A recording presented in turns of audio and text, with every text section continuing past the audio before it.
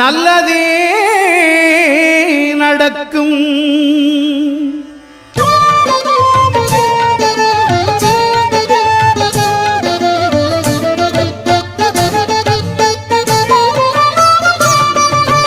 9 கோளும் ஒன்றாய் காண அங்கு கற்பகம் என்னும் கடவுளின் மெய்யில்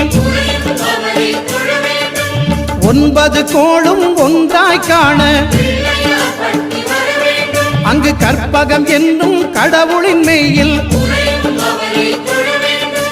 சூரியன் முதலாய் 9 கிரகமும் பலவித குணங்களை கொண்டிருக்கும். எங்கள் கற்பக தருவில் அவை வரும்போது ஒன்றாய் சேர்ந்து பலனளிக்கும்.